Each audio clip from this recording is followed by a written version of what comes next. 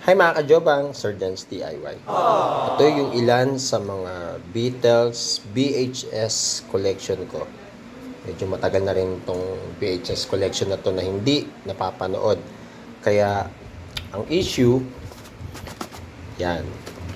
So kung mapansin nyo, pinaka-ribbon, madumi. Yan, may mold. So anong gagawin natin?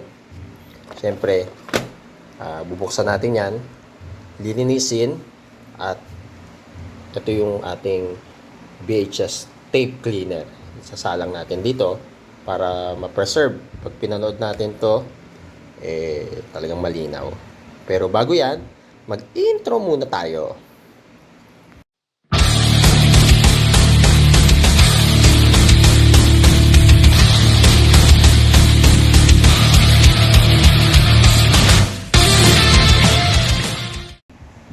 So sa ating VHS na The Beatles o The Complete Beatles.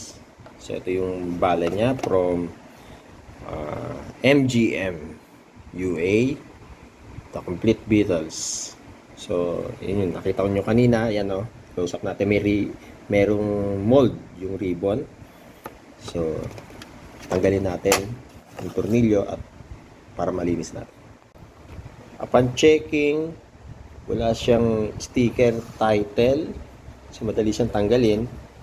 Yung nga lang, parang meron siyang, ano ba to sa abroad? Sa atin kasi BRB sticker ang tawag dito eh.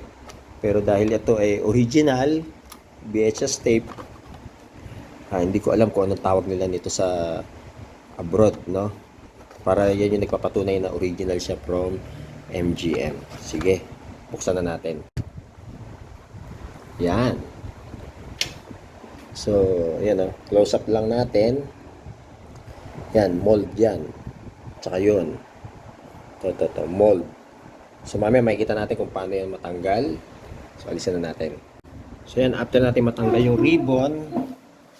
So, yan yung tatanggalin natin o lilinisin na mold. Sasalang na natin dito sa ating cleaner. So, ayan. Nasalang na natin sa ating cleaner. So, ayusin naman natin ngayon dito. So, dapat parang letter M siya. So, ano bang kagandahan? Bakit kailangan pa ng ganito? Sabi ng iba, pwede naman daw sa rewinder. Pwede rin naman sa pinaka-player.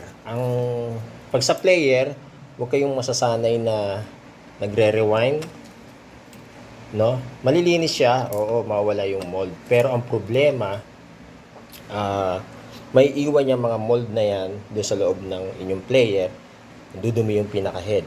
At least kung dito natin lilinisin sa ganitong klase ng prototype, dito pa lang mapapagpag na yan. Mawawala na at lilinis na yung ating pinaka-film. Okay, so ready na tayo. I-on na natin to. Pero hawaan ko lang muna tong kabila kasi magaang to, baka tumalsik. So ito.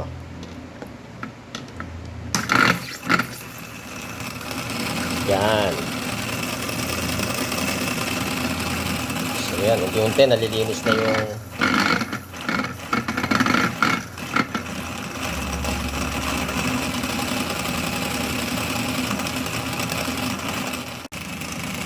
so yan, tingnan nyo yung mold. Paglipat yan dito mamaya, pag na-rewind, wala nang mold yan. So yan, nakita nyo yung white part. So yun yung mold. Linis yan mamaya. So yun na lang natin. Panoorin natin.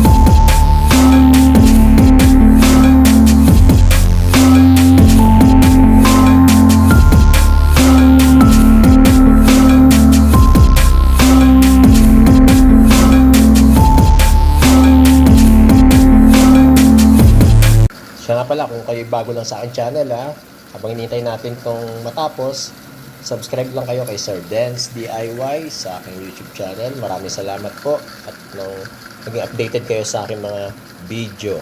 May kinalaman sa vintage, cassette tape, VHS tape, CD, plaka, halo-halo na yan.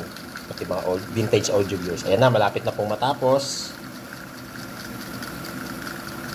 Tignan natin kung talaga natanggal na. Yan. So, natapos na yung ating cleaning.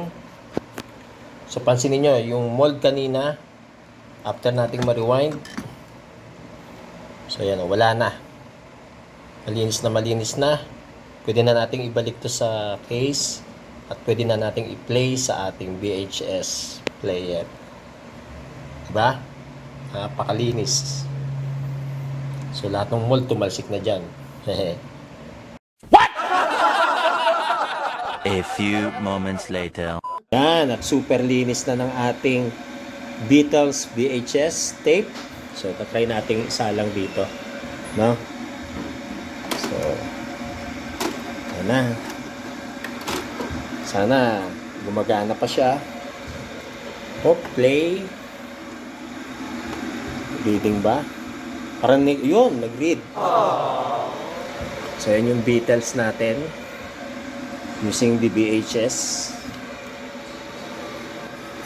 Liverpool, 200 miles to the northwest of London. Nothing much ever came from Liverpool but soccer teams and British comedians. The city droned on wearily in post-war Britain, a nation nostalgic for its triumphant past, threadbare and tired in its present. For a boy growing up in Liverpool,